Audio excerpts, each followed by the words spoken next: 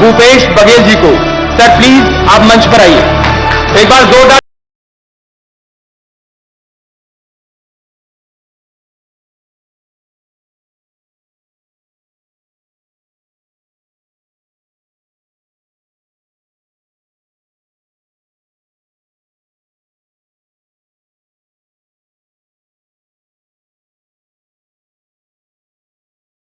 ये जानना है कि भूपेश जी एनर्जेटिक इतनी ऊर्जा कहां से लाते हैं और कैसे लाते हैं। बिल्कुल एकदम पहले आपके लोगों ने बताया कि अफसरों की टेबल पे काजू और किशमिश हुआ करते थे, अब ठेठरी आपने उसको पॉपुलर कर दिया।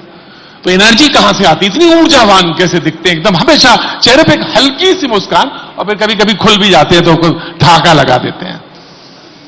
एनर्जी जनता से मिलती है। जो 3 करोड़ छत्तीसगढ़ की जनता है ना, खूब प्यार करती मुझे, एनर्जी उससे मिलती है।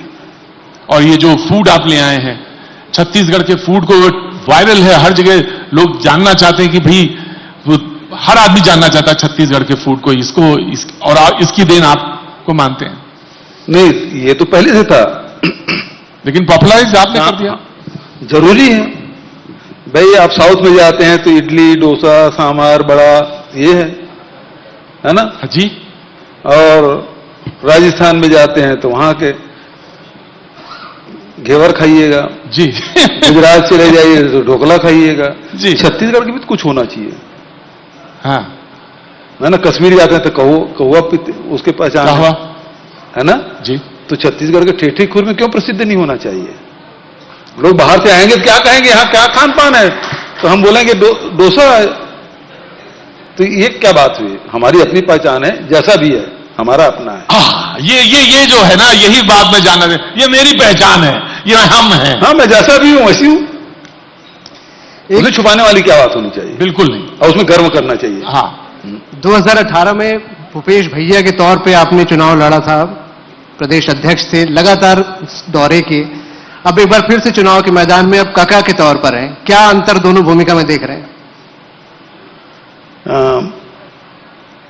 हाँ, ये बात तो सही है। 5 साल पहले भैया बोलते थे कार्यकर्ता, आज पब्लिक है, वो चाहे बच्चे हों चाहे बूढ़े हों, सब काका बोलते हैं। तो ये तो प्यार का संबंध है, प्यार और बढ़ा है। प्यार और बढ़ा है। और कारण क्या है? भैया से तो डरते भी हैं, लेकिन काका से कोई नहीं डरता। काका दोस्त भी होता है। हाँ, कुछ भी कहा जा सकता है उससे। और चैलेंजेस में भी कोई फर्क आया? चैलेंज में देखिए, हर चुनाव के अपने चैलेंजेस होते हैं। कोई चुनाव को हल्के में नहीं लेना चाहिए कि जनता के ये मत है और जनता का मत है वो सर्वोपरि है। तो उस मत का सम्मान हमको करना चाहिए और उसे गंभीरता पूर्वक स्वीकार करना चाहिए, उसे लेने की कोशिश करना चाहिए। तो हमारी कोशिश यही है कि हम फिर से जनमत हासिल करें और पिछले समय से ज्यादा। देखिए, उन्होंने स्ट्रैटेजी बनाई है। उन्होंने स्ट्रैटेजी में ये बनाया कि एमपीज को उन्होंने टिकट दिया है, मध्य प्रदेश को तो दिया ही है, यहां भी, और एक स्ट्रैटेजी के तहत आ रहे, तो निश्चित तौर से आपको सजग तो होना ही पड़ेगा। हाँ, जब हारने वाले हों तो विधायक, केंद्र के मंत्री हैं, उसको तुम विधायक चुनाव लड़ाओगे तो क्या माना जाएगा? जब यदि आपके सेनापति युद्ध में उतर जाएं तो समझ लो ये बड़े बड़े दिग्गज लोग हैं, यदि उसके रण की भूमि में उतार रहे हैं आप, तो इसका मतलब ये है कि आप चुनाव हार रहे हैं। आप अपनी कमजोरी छुपाने भले कोशिश कर रहे हैं, लेकिन मानसिक रूप से आप मान चुके हैं, हार गए हैं। लेकिन उन्होंने कहा ना, मोदी मतलब गारंटी, मोदी मतलब काम की गारंटी। और तो मध्य प्रदेश में शिवराज ही मुख्यमंत्री बनेगा ना, चेहरा तो वही होगा, मोदी जी थोड़ी बनेंगे मध्य प्रदेश के मुख्यमंत्री। तो सर्वमान्य नेता हैं, तो उन्होंने कहा। हाँ, तो फिर गारंटी वो लोकसभा का समय देंगे, तो उसकी गारंटी कितनी है वो लोग लोकसभा चुनाव बताएंगे ना। अब ट्रेन नहीं चला पा रहे हैं यार, बिलासपुर आए, आज ही 34 ट्रेन रद्द हो गया, क्या गारंटी है? उन्होंने कहा कि गारंटी ये है कि पहले मिलते थे 500 करोड़ अब मिले हैं, 6,500 करोड़ रेलवे के, मोदी जी ने कहा। हाँ, तो यात्री ट्रेन क्यों बंद कर दे भाई? ये सारी सुविधा किस लिए है? सारे रेवेन्यू किसके लिए है? जनता के लिए ना, कोयला ढुलाने के लिए थोड़ी है। जनता कोयला के लिए है कि कोयला जनता के लिए है? ये सारी जो ट्रेन है या जितने भी हमारे खदान हैं, माइंस हैं, वो सब किसके लिए है? जनता के लिए। ये प्रजातांत्रिक देश है, ये मित्रों का देश नहीं है। समझ गया ना? अरे मैं बिल्कुल इशारा आप करिए, मैं समझ सब जाऊंगा। ये मित्रों के लिए देश नहीं है, ये जनता का देश है, जनता के लिए है। तो आप यात्री ट्रेन आज 34 आप बंद किए हो और प्रधानमंत्री वहां आ रहे हैं और 6,000 करोड़ का रेवेन्यू, तो आपको रेवेन्यू से मतलब है, जनता से मतलब नहीं है। मतलब तो जनता से होना चाहिए, इसकी सुविधाओं का। ट्रेन कोरोना काल से लेकर आज तक बंद ही बंद बंद बंद, रोज 30 ट्रेन, 34 ट्रेन, 40 ट्रेन रोज बंद हो रहा। ये क्या बात हुई? और यात्री पैसेंजर ट्रेन में यात्रा करते हैं और एक्सप्रेस का पैसा भरते हैं, लूटने का काम कर रहे हैं। लूटने से ज्यादा आज प्रधानमंत्री ने यही अपने भाषण में कहा था कि मैं दिल्ली में बैठा हूं तो कम लूट पा रहे, नहीं तो ज्यादा लूट लेते। वो दिल्ली में बैठे हैं तो 2 ही लोग लूट रहे हैं, यही कहना चाहते हैं। आप कहते हैं कि उद्योगपतियों का नाम ले लेते हैं, उद्योगपतियों को आप क्यों इस तरह से? नहीं, उद्योगपति एक ही या 2 हैं कि और भी देश में बहुत सारे उद्योगपति हैं। मतलब राज तो हम लोग ही चला रहे हैं जी। यहां कांग्रेस की सरकार है, यहां हमने उद्योग नीति लाई, वो सारे उद्योगपतियों को लाभ मिल रहा है। व्यापारियों के लिए नीति लाई, वो सारे व्यापारियों को लाभ मिल रहा है। किसानों के लिए नीति लाई, सारे किसानों को लाभ मिल रहा है। मजदूरों के लिए नीति लाई तो सारे मजदूरों को लाभ हो रहा है। तो जिसके लिए नीति बना रहे हैं उसमें 1-2 क्यों? एक व्यापारी क्यों? एक किसान क्यों? एक मजदूर क्यों? एक उद्योगपति क्यों? तकलीफ इस बात की है। अब सबके लिए करें ना, यदि है ये नियम तो सबको लाभ मिलना चाहिए। सारी संपत्ति एक ही क्यों जा रहा है? और भी लोग हैं, उसको मिलना चाहिए। तो भूपेश बघेल करें उसको, और भी हाँ, तो हमको जब मौका मिलेगा दिल्ली में ना, कांग्रेस को मौका मिलेगा तो सबको मिलेगा, एक दुख नहीं, केवल मित्रों भर तक सीमित नहीं रहेगा। मोदी जी ने कहा कि कांग्रेस की एक पुरानी, आज ही बोले, पुरानी मानसिकता है कि वो SC, ST, OBC समुदाय के लोगों को आगे बढ़ता हुआ नहीं देखना चाहते, और यही वजह है कि वो मुझसे भी नफरत करते हैं। देखिए, ST, SC को रिजर्वेशन किसने दिया? संविधान। संविधान किसके साथ काल में बना? कमेटी थी संविधान में, संविधान सभा थी, उसने बनाया। किसके शासन काल में बना? देश आजाद हुआ उसके बाद। मतलब कांग्रेस ने नाम लेने में आपको तकलीफ हो रही है? मुझे क्या तकलीफ हो रही है? मैं ये देखना चाह रहा था कि आप कितनी जल्दी नाम लेते हैं। भाई, नेहरू जी का नाम लेने में आपको तकलीफ हो रही है? मैं कहता हूं उससे बड़ा डेमोक्रेटिक नेता नहीं कोई, मैं तो खुलेआम बोलता हूं, उससे बड़ा डेमोक्रेटिक नेता। तो उसका नाम लेने में क्या तकलीफ हो रही थी? मैं तो कह रहा हूं देश का पहला प्रधानमंत्री, वो तो देश का प्रधानमंत्री है, पहले प्रधानमंत्री थे, लेकिन संविधान बनाने का फैसला किसने लिया? वही मैं आपसे पूछा, तो आप दाएं बाएं आगे पीछे सब हो रहे थे। नहीं, मैं ये जानना चाह रहा था कि आप मोदी जी से नफरत क्यों करते हैं? मैं नहीं करता ना मोदी जी से। वो कहते हैं कि मैं एक साधारण परिवार से बहुत आता हूं, इसलिए आप ऐसा करते हैं। नहीं, मोदी जी को मैं पूरा सम्मान करता हूं, मुझे समय लेके मिलने जाता हूं, कालान करता हूं, छत्तीसगढ़ के विभिन्न विषयों पे उनसे चर्चा करके छत्तीसगढ़ के हितों में फैसला करने का अनुरोध करता हूं। ना दे अलग बात है, लेकिन मैं छत्तीसगढ़ के लिए ये नहीं कह सकते आप नहीं देते। देखिए, आप ही के मंत्री हैं, उप मुख्यमंत्री, उन्होंने कहा, और आप वही कितनी जल्दी आ गए? आप वही आएंगे मुझे पता था। और देखिए मैं कितनी जल्दी वहां आया। हाँ, जैसे मतलब मुझे कोई कहने में गुरेज नहीं है कि इस देश का स्टालवर्ट नेता जो है उसमें पंडित जवाहरलाल नेहरू, डेमोक्रेटिक, अगर और मतलब लिखने पढ़ने कहीं की बात कर लीजिए, लेकिन मुझे इस बात पे आपसे पूछना है कि नहीं देते तो ये जो दुख है आपका, आप ही के मंत्री, वरिष्ठ नेता कहते नहीं, जो भी मांगा, जब भी मांगा तब मिला। अब आपका नाम क्या है? प्रतीक त्रिवेदी। प्रतीक दुबे जी। दुबे जी, अभी आप अपनी बात का खंडन कर रहे हैं। अभी आपने कहा प्रधानमंत्री का मोदी जी का आप सम्मान नहीं करते, और अभी आपने मेरे उप मुख्यमंत्री की बात कह के उन्होंने जब हमारे प्रदेश में आए सम्मान में 2 शब्द क्या बोल दिए, उसके आप राजनीतिकरण कर रहे हैं। क्या घर आए मेहमान का अपमान करना चाहिए? नहीं करना चाहिए ना। आज सम्मान करना चाहिए। आज प्रधानमंत्री जी आए थे, मैं व्यस्त था कार्यक्रम में, मैं अपने जो खाद्य मंत्री अभी मेरे पहले यहां हो के गए, उसको भेजा, जाओ भाई एयरपोर्ट रिसीव भी करो और सियाब भी करो।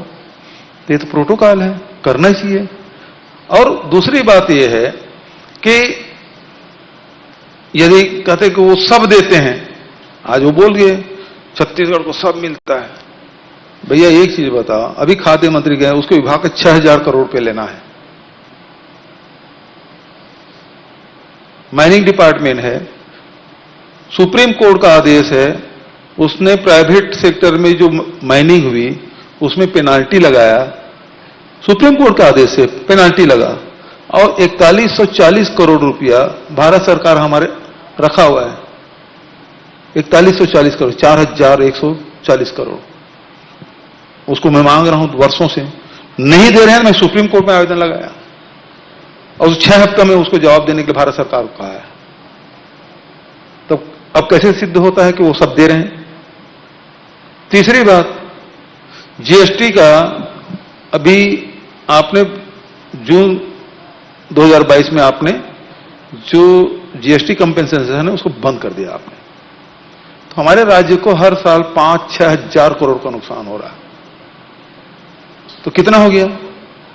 इतने में ही 17,000 करोड़ रुपया हो गया। 17,000 करोड़ रुपए मुझे मिलता छत्तीसगढ़ जैसे छोटे स्टेट को, कितना काम कर लेते हम लोग। लेकिन फिर भी जीडीपी आपके देश के एवरेज से सबसे ज्यादा। तो ये हमारा प्रबंधन है, हमारे छत्तीसगढ़ महतारी देन है, इसके गर्भ में सारे खदाने हैं, उसका पैसा मिलता है, हमारे मेहनत कश लोग हैं, यहां के व्यापार, यहां के उद्योगपति उद्योग फलफूल रहे हैं, इसका से जीएसटी मिल रहा है। कुछ दिनों में चुनाव में आप लोग जाने वाले हैं, लगातार बीजेपी के बड़े नेता प्रधानमंत्री आ रहे हैं, गृह मंत्री आ रहे हैं, उनके दौरे हो रहे हैं, रणनीतियां बन रही हैं। किस तरीके से अब अगला फिगर आप देख पा रहे हैं कि 2018 का जो आंकड़ा था उसके बाद अब कहां पर आप लोग आके टिकेंगे? हाँ, चुनाव है तभी तक आएंगे, इसके पहले तो नहीं आए थे, और ये चुनाव समाप्त होने के बाद भी नहीं आएंगे, हमें पता है, हमको तो यहीं रहना है। और ये बात भी लोग जानते हैं, पिछले चुनाव हम 68 सीट जीते, उपचुनाव में 71 हो गए, तो अब तो 71 का टारगेट तो रख ही नहीं सकते, अब की बार 75 बोला आपने, अब की बार 75 पार।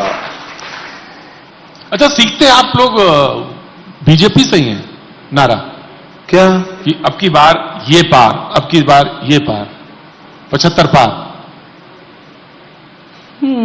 आप उस बीजेपी सीखना बोल रहे हैं? आप मतलब कांग्रेस? लो भला, बीजेपी की पैदाइश कब की है, हमारी पार्टी कब की है? वो हमसे सीखेंगे कि वो हम उनसे सीखेंगे? नहीं, ये तो मैं आपसे जानना चाहता हूं। हाँ, तो हमसे सीखेंगे वो।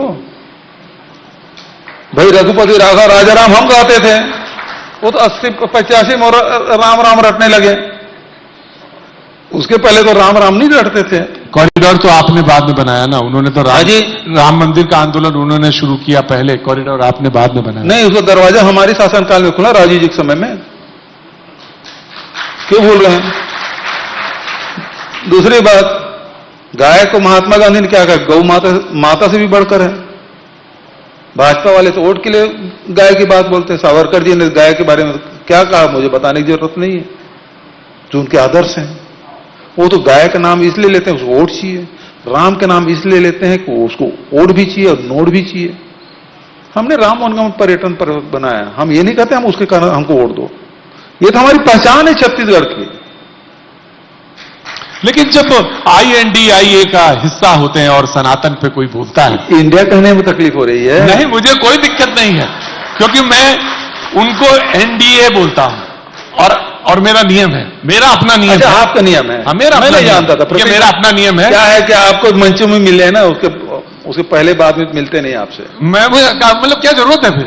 पर यह है कि अगर व्यक्तिगत आक्षेप किसी से नहीं और ना करना है, और दूसरा ये कि कि किसी का नाम नहीं बिगाड़ना है, संवैधानिक पद को बताने की जरूरत नहीं, संवैधानिक पद पर बैठे गरिमा का पालन होना चाहिए। आपकी बहुत प्रशंसा करता हूं। संवैधानिक पद पे कोई हो, हाँ, कोई भी बैठा किसी का नाम नहीं बिगाड़ना चाहिए, नाम नहीं बिगाड़ना है चाहिए। ना? ये जो घमंडिया बोले अच्छा नहीं है ना? मैं तो कहता हूं, हाँ। मैंने तो यहां पर टोक दिया अभी हाँ, कि ये शब्द का इस्तेमाल इंडी बोले अच्छा नहीं है मेरे ना? मंच पे नहीं बोलेंगे, हाँ, मेरे साथ अगर मैं बैठा हूं हाँ। एंकर तो ये शब्द नहीं, लेकिन accepted। कोई भी बोले अच्छा नहीं है। बिल्कुल नहीं अच्छा है। बहुत बढ़िया, मैं तो कह रहा हूं, ताली मैं तो एक बार कहता हो हूं, जाना चाहिए इसमें। मैं तो कहता हूं, प्रधानमंत्री घमंडिया बोले हमारी पार्टी मैं को। तो बघेल साहब साफ बोलता हूं इस जी। मामले में कि ना काहू से दोस्ती ना काहू से बात, कबीर के रास्ते पे चल पड़े हो। चला नहीं हूं, आदर्श है। मैं आपसे एक सवाल पूछता हूं, नहीं, आप ही पूछ रहे हैं भाई, मैं कहां पूछ रहा हूं? सर ईडी को आज लेकर आप सनातन पे, जब सनातन पे हाँ, कोई बोलता है हाँ। तो राम के ननिहाल वाले चुप क्यों बैठते हैं? कौन बोलता है चुप है? मैं आज ही जवाब दिया हूं, इस होटल में आके जवाब दिया हूं। हालांकि टीम दूसरी थी, टीवी दूसरा था, कैमरा दूसरा था, कोई बात नहीं। पूछने वाले दूसरा था, लेकिन जवाब तो मैं ही दिया था। जी, सनातन है क्या? पहली बात तो ये समझिए, आप जानते हैं सनातन क्या है? थोड़ा बहुत जानते हैं। परिभाषित करेंगे आप? हम प्रकृति के उपासक हैं, हम प्रकृति के उपासक हैं, चिरंतन हैं और नवीनता के ग्राहक हैं, नवीन चीजें ग्रहण कर सकते क्या हैं। बात, क्या बात। इसका मतलब क्या है? यदि शब्दों में थोड़े से परिभाषित करेंगे तो जो प्राचीन है, ठीक है, प्रकृति कोई आज प्रकृति थोड़ी बना है, सृष्टि की रचना हुई तब से प्रकृति है, तो प्राचीन। दूसरा जो अक्षुण है, निरंतरता उसी में हो सकती है जो अक्षुण हो, जो टूट फूट जाए, जो समाप्त हो जाए, वो अक्षुण नहीं हो सकता, वो निरंतर भी नहीं हो सकता।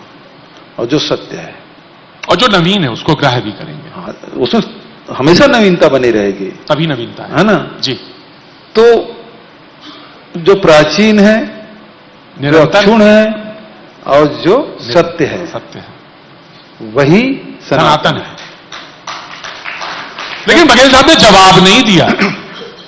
लो भला, इससे बढ़िया और क्या जवाब हो सकता भाई आप ये क्यों नहीं कहते कि जिसने एड्स कह दिया, जिसने कुष्ठ रोगी कह दिया, जिसने कह दिया कि बीमार है, जिसने कह दिया कुरूप है, तो हमने कुछ बिंब है? तो बनाए। अब मैं दूसरी बात करता जी। हूं। इसी में भगवान बुद्ध ने कहा, एसो धम सनातना। जो उनका कहने का मतलब यह है कि वैर से समाप्त नहीं किया जा सकता, ठीक, शत्रुता को शत्रुता से मिटाया नहीं जा सकता, एक्सेप्टेड। क्रोध से क्रोध को खत्म नहीं किया जा सकता, वैर को खत्म करना है तो अवैर से ही किया जा सकता है। यदि उन्होंने गाली दी तो तुम भी गाली दोगे तो उससे कटुता बढ़ेगी, और ये सनातन नहीं है। जो सनातन मानने वाले हैं वो भी गाली दे तो फिर वो सनातन ही नहीं है। ये तो कहा ही जा सकता है कि ये अच्छे स्पिरिट में नहीं कहा गया, ये गलत तरीके से कहा गया, क्योंकि आदर्श पे ठेस लगे। भाई जो सनातन को नहीं समझे वही बोलेगा, तो भाई हाँ। जो सनातन समझ ले। दूसरी बात यह है कि जो लोग विरोध भी करते हैं, तो जैसे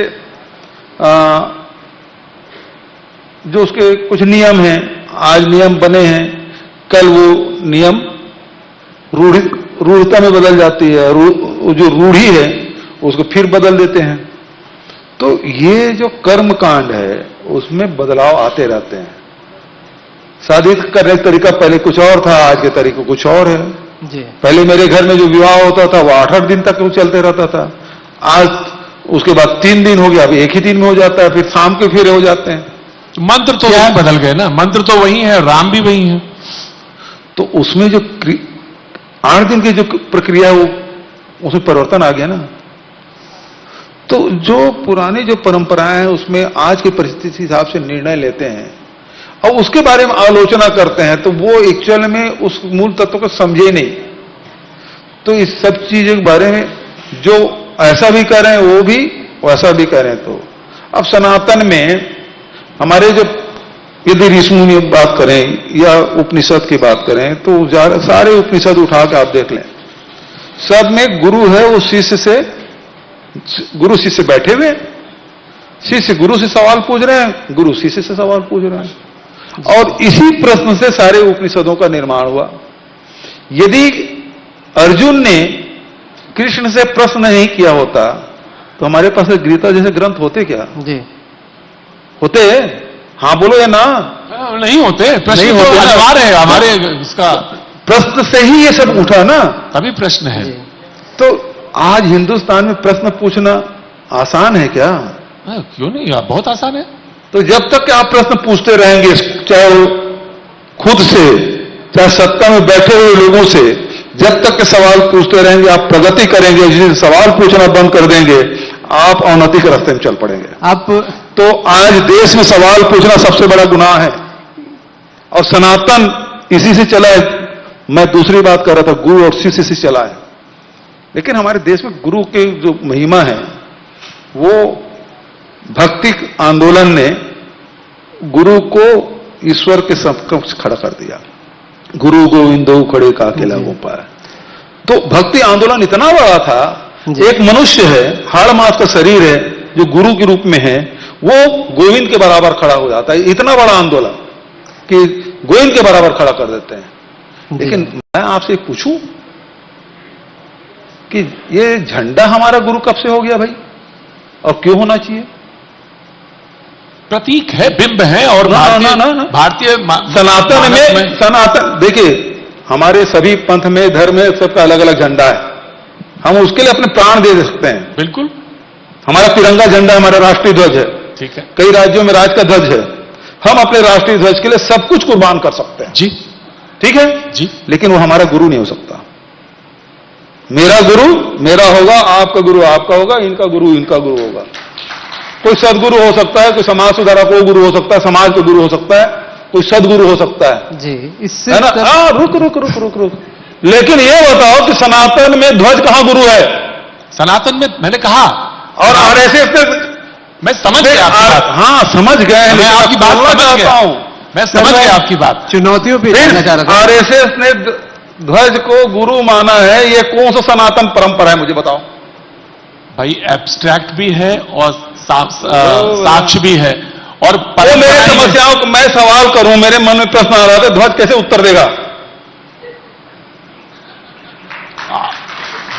प्रेरणा है, वो तो प्रेरणा का, क्योंकि सनातन में गुरु शिष्य परंपरा है और इसी कारण से हिंदुस्तान में विविधता है। आप दूसरे में देख ले, इतनी विविधता नहीं मिलेगी आपको। आपको क्रिश्चियनिटी में इतना नहीं मिलेगी विविधता, इतने इस्लामिक नहीं हो में विविधता नहीं मिलेगा जितना हमारे हिंदुस्तान में विविधता है।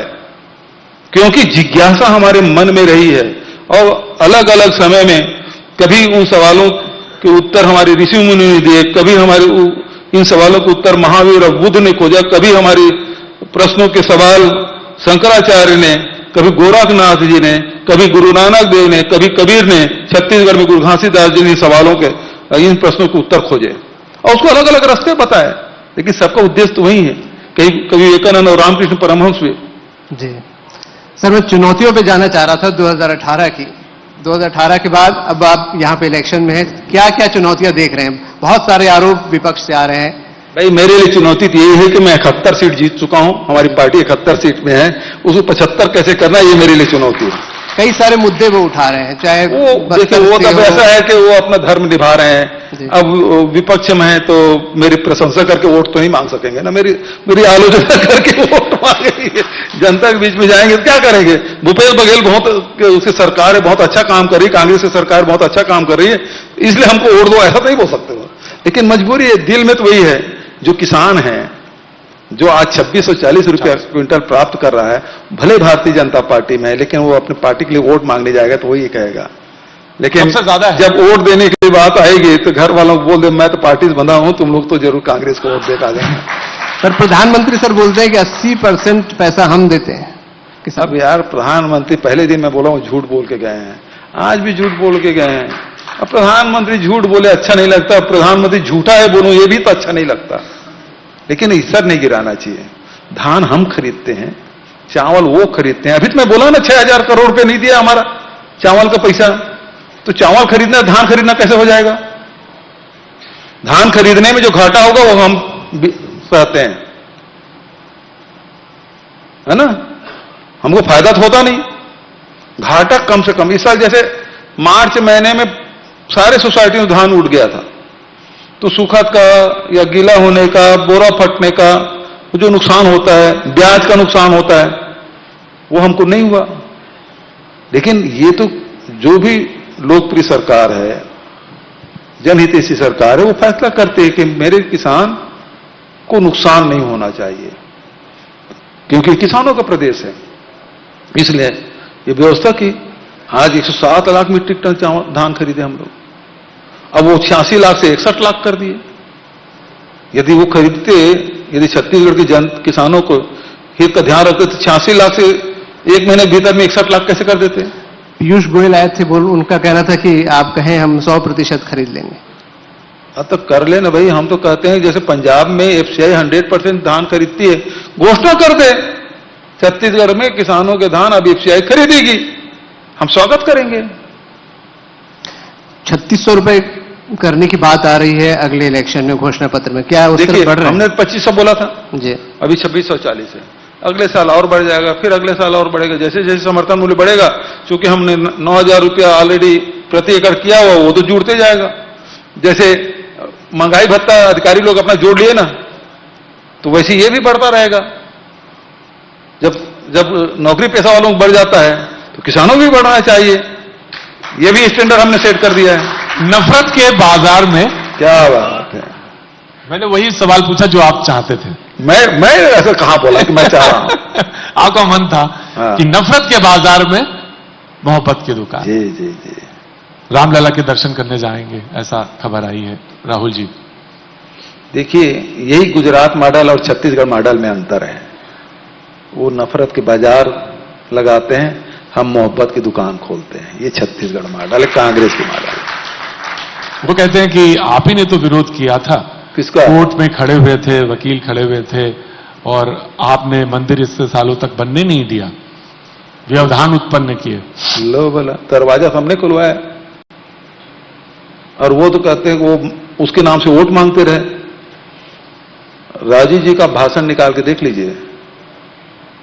एज ए प्राइम मिनिस्टर उन्होंने कहा, जिस दिन कोर्ट जो फैसला करेगी हम उससे 1 इंच इधर से उधर नहीं होंगे, हम कोर्ट के बात को हम मानेंगे। लेकिन बीच में ये लोग इतना गंध मचाया, पूरा देश ने देखा कितने जान माल का नुकसान हुआ। आखिर में बात बनी केवल न्यायालय के आदेश से। इतना सब्र कर लेना था तो इतना जान माल का नुकसान नहीं होता।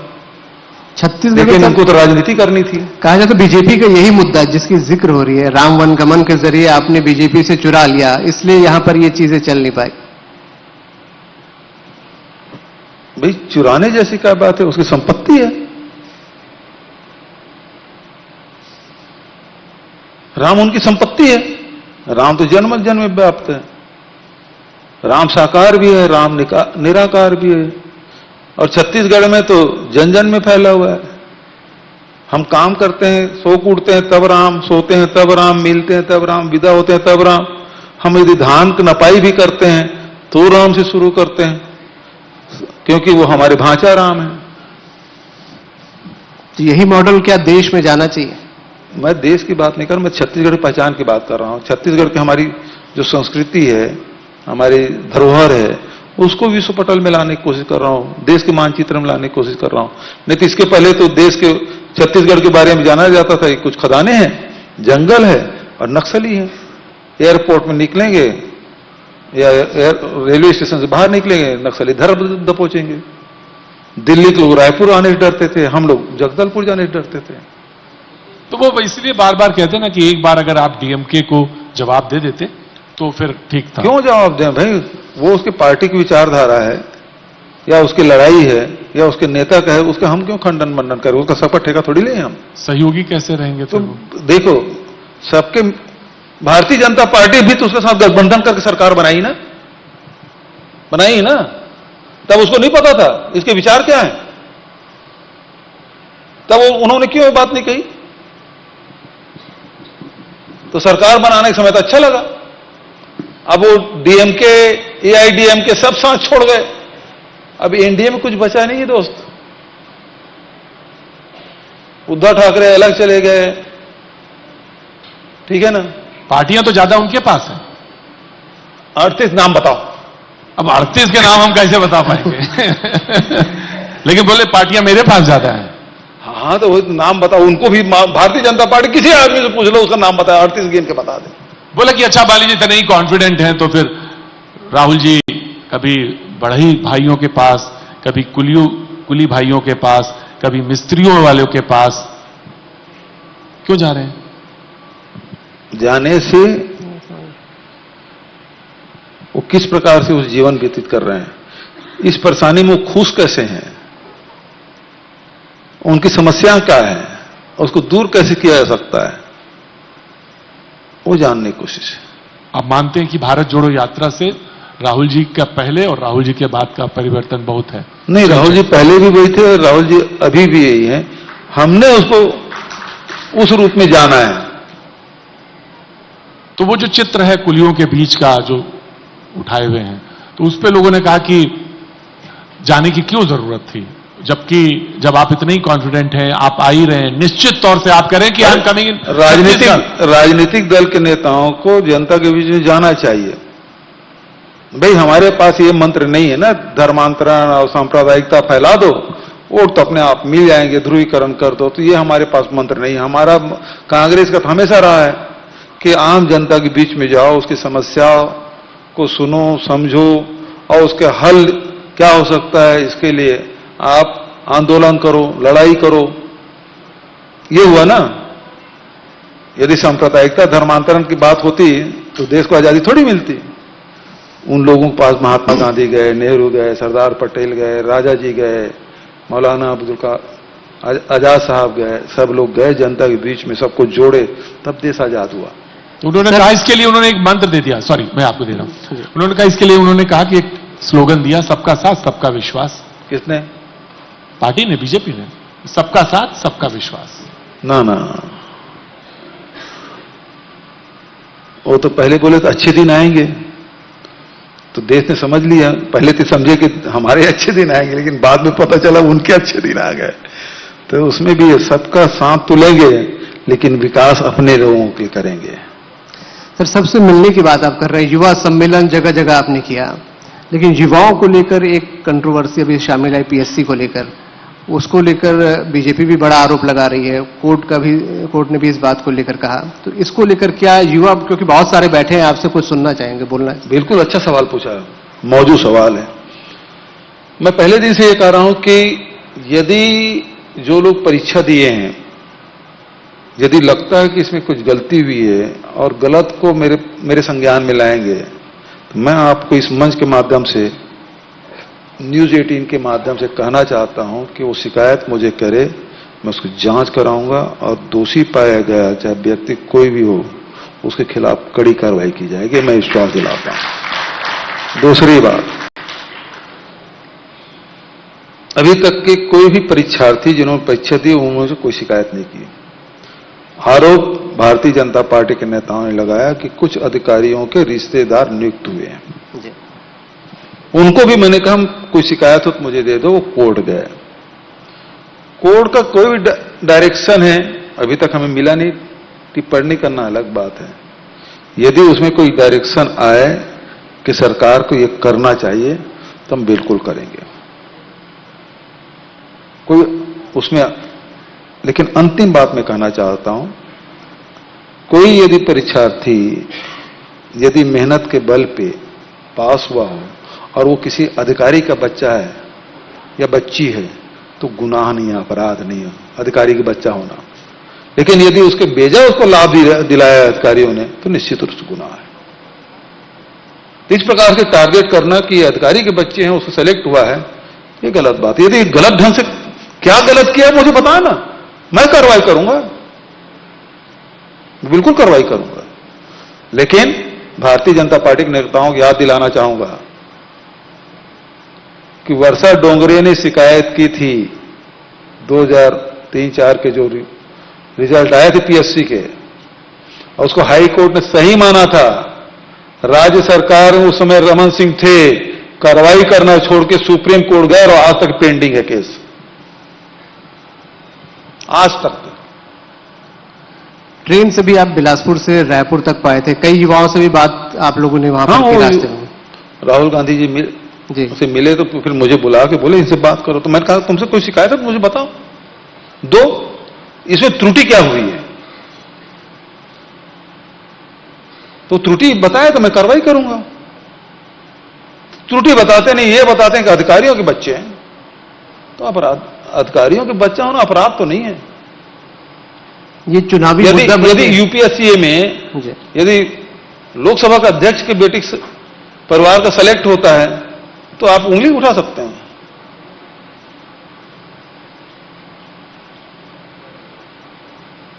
उठा सकते हैं।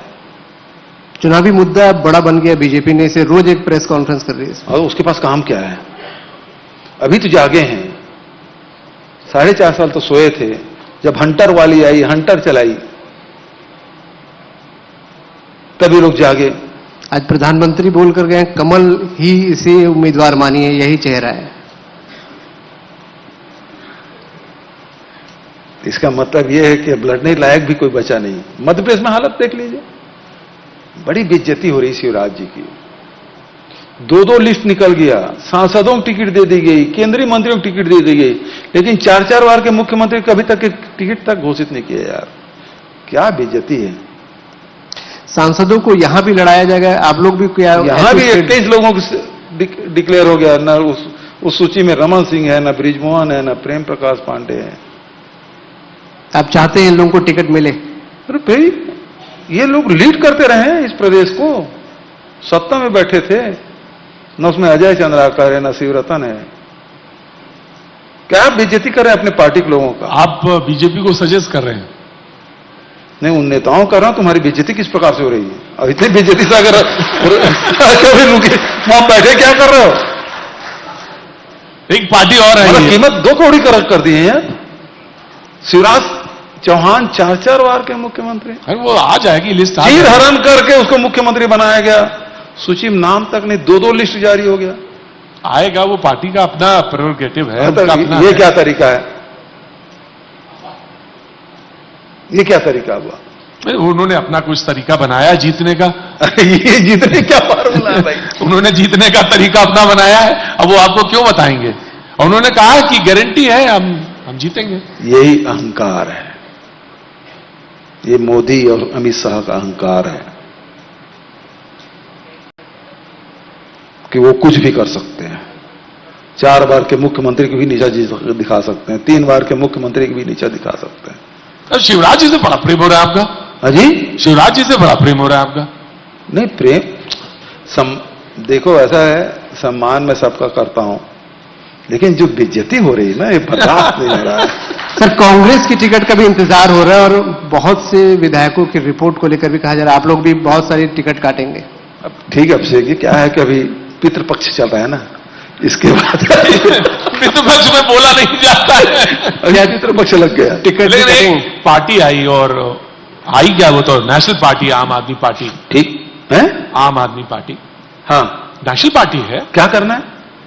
करना कुछ नहीं है। हाँ। शिवराज जी वाली जिसमें जो आप बोल रहे थे, अब उधर बोलना है आपको, आम आदमी पार्टी पे। उन्होंने कहा कि जो मैंने वादे किए हैं वही गारंटी है, और एक उधर मोदी जी कह रहे हैं कि मोदी जी मतलब गारंटी, काम की गारंटी, और उधर केजरीवाल जी भी कह रहे हैं ये मेरी गारंटी, हम ये आए तो ये चीजें हो जाएंगी। मतलब गारंटी प्रधानमंत्री जी ये देखा है, पहले हम जुमला फेंकते थे, अभी भी जुमला फेंकेंगे, आगे भी फेंकते रहेंगे, इस पे विश्वास करो, क्योंकि वो जो कहते हैं वो करते ही नहीं।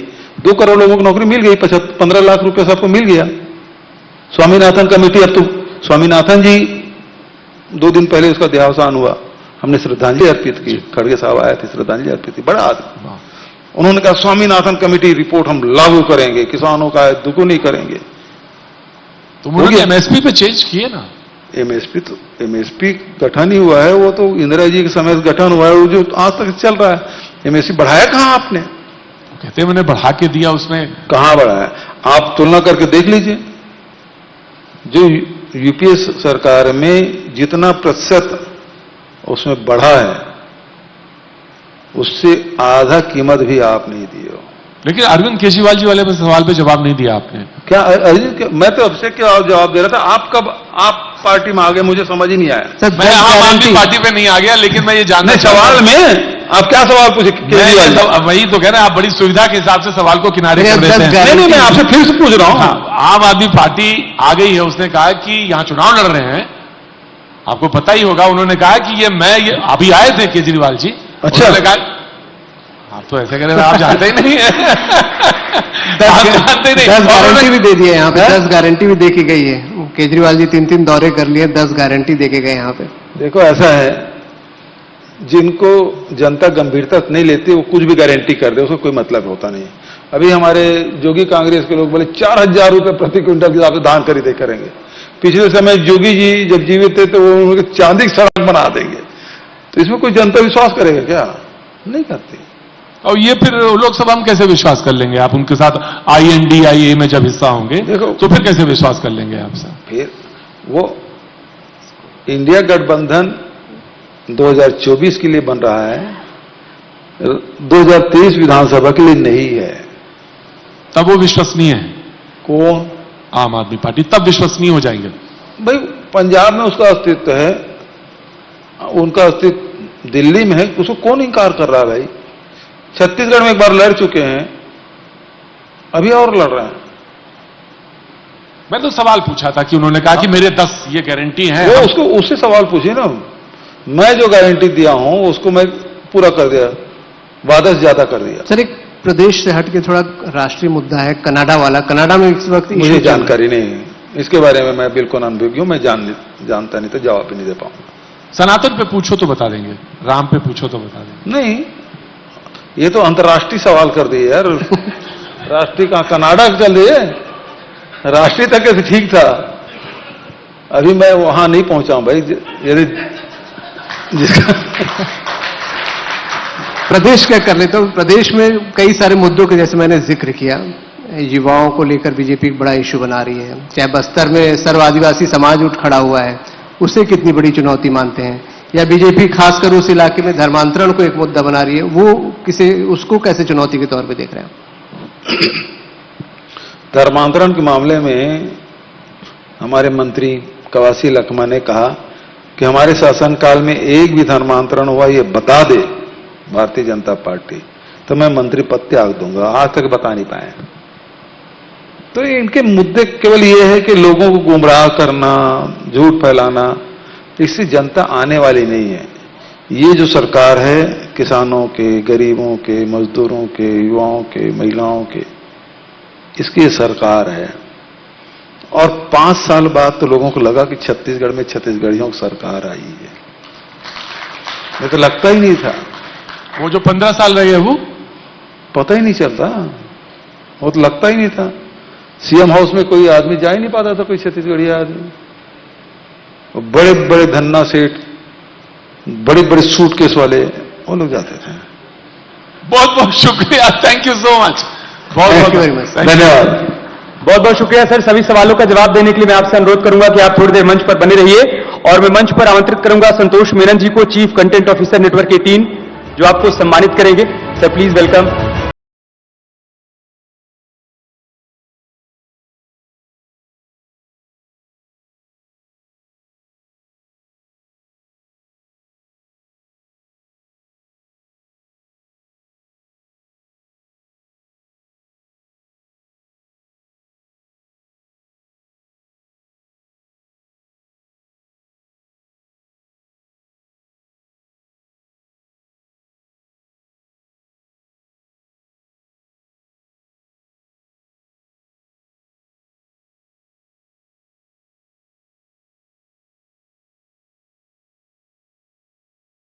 बीते 4.5 वर्ष की उपलब्धियां सरकार की क्या रही हैं और सरकार के एजेंडे में और क्या क्या है,